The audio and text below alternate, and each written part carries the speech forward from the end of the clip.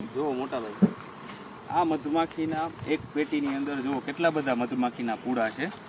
મધમાખી રિયલમાં શું કરે છે કે આ પૂડામાં છે ને હની ભેગું કરે છે. કઈ રીતના કરે છે હું તમને આખી પ્રોસિજર સમજાવું. કે પેલા મધમાખી છે ને અહીંથી જો બહાર નીકળે છે, દેખાય છે તમને? અહીંથી મધમાખી છે ને બહાર નીકળે.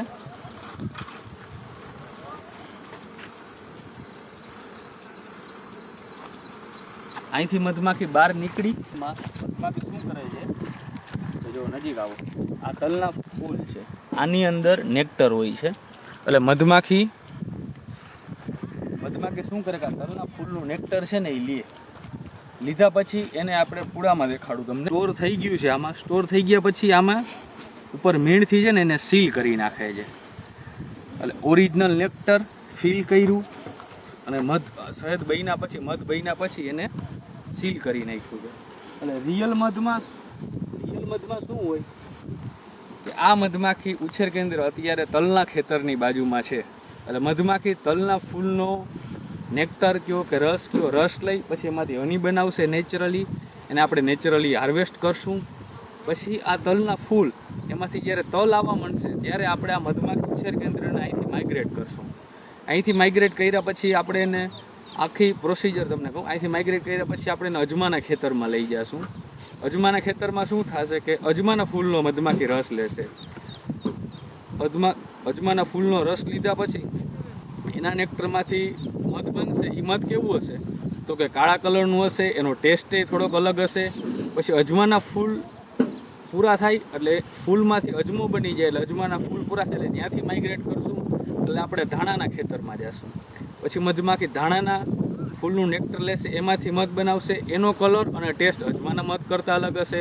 પછી એવી રીતના આપણે વડિયાળીના ખેતરમાં જઈએ, એવી રીતના તલના ખેતરમાં જઈએ, એવી રીતના અલગ અલગ ખેતરમાં જઈએ અને ત્યાંથી મધમાખી અલગ અલગ ફૂલોનો રસ લઈ અને અલગ અલગ જાતના મધ બનાવે છે. નેચરલ મધની મેઇન ઓળખાણ એ જ છે કે ઓરિજિનલ મધ અલગ અલગ કલરનું અને અલગ અલગ ટેસ્ટનું હોય છે. માર્કેટમાં મળતા એક કલરના એક જેવા મધ ઓરિજિનલ હોતા નથી.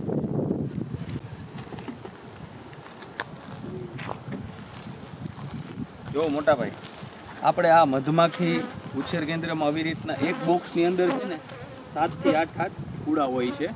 હવે હું તમને સમજાવું કે મધમાખી છે ને એ આ તલના ફૂલનું નેક્ટર લઈ, આ તલના ફૂલનો રસ લઈ અને આ જગ્યાએ જો ભેગો કરે છે.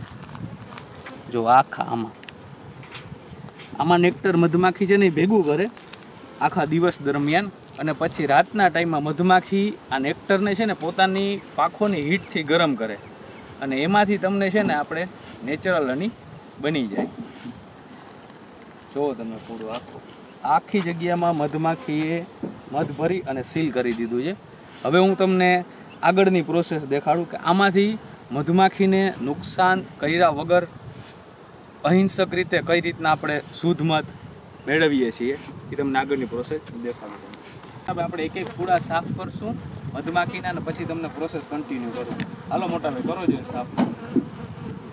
જો મધમાખીને બધી પાછી અંદર બેસાડી દીધી આપણે. હવે જુઓ તમે, આપણો પૂડો આખો સાફ થઈ ગયો. જો આપણે એક એક સાફ કરતા જઈએ.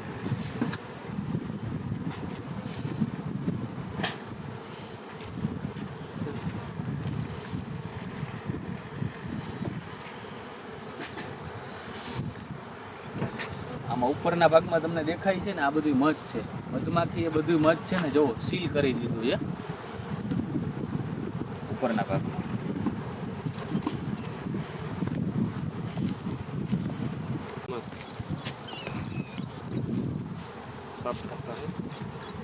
જો મોટા ભાઈ, આપણે આ 10 થી મધમાખીનો પૂડો સાફ કરી અને આપણા બોક્સમાં રાખીએ છીએ.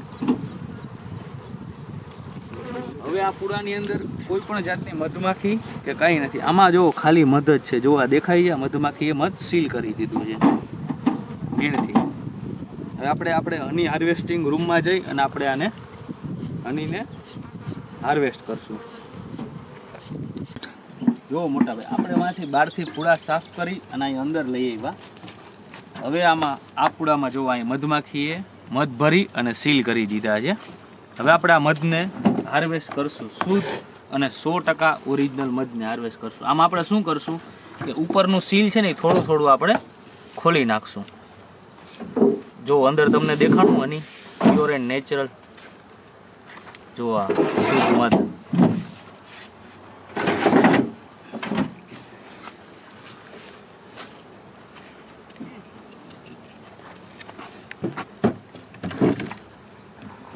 જો આ બધું શુદ્ધ મધ.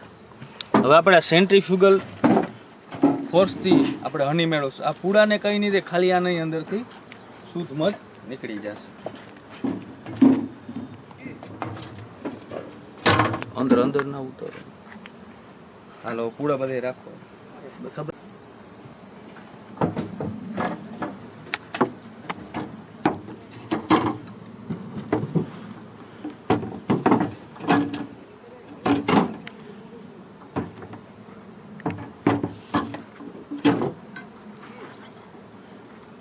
હવે આપણે સેન્ટ્રીફ્યુગલ ફોર્સના મદદથી મધ બધું આપણી આ ટેન્કમાં આવી જશે અને પૂડા સહી સલામત પાછા મળી જશે. આમાંથી જો બધું શુદ્ધ મધ આપણે ટેન્કની અંદર આવી ગયું છે. હવે આપણે આ પૂડા પાછા મધમાખીને આપી દેશું. એટલે મધમાખી શું કરશે કે આ જે ખાલી જગ્યા છે એમાં તલના ફૂલનું નેક્ટર લઈ અને આમાં નેક્ટર પાછું મધમાખી ફિલ કરવા માંડશે અને રાતના ટાઈમમાં આ નેક્ટરને એ ગરમ કરશે એટલે આપને શુદ્ધ મધ પાછું 15 થી 20 દિવસ પછી પાછું મળશે. નમસ્તે મિત્રો, મધુકર હની ફાર્મમાં તમારું સ્વાગત છે. આપણે જે સેન્ટ્રીફ્યુગલ ફોર્સ દ્વારા જે મધ આપણે જે ભેગું કર્યું છે એ મધને હવે આપણે એક 30 કિલોના બકેટમાં આપણે ભેગું કરશું. જુઓ પ્યોર અને નેચરલ મધ, મધમાખી ઉછેર કેન્દ્રનું મધુકર હની ફાર્મનું. આ છે રો હની વિધાઉટ એડલ્ટ્રેશન, પ્યોર 100% નેચરલ મધ. જો આ મધ છે ને તલનું મધ છે એટલે આ મધનો કલર ગોલ્ડન કલર આવે છે.